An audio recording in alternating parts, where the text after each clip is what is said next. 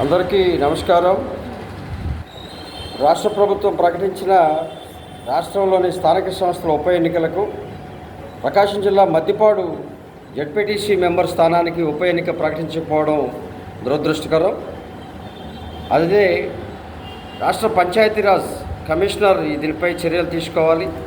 జిల్లా కలెక్టర్ మరియు స్థానిక శాసనసభ్యులు కూడా చొరవ తీసుకొని మద్దిపాడు జెడ్పీటీసీ ఉప ఎన్నికకి వెంటనే తక్షణమే ఈ యొక్క షెడ్యూల్లోనే ఎన్నికలు నిర్వహించే విధంగా చర్యలు తీసుకోవాలని చెప్పి గ్రామ స్వరాజ్య సాధనా సమితి తరపున డిమాండ్ చేస్తూ ఉన్నాం.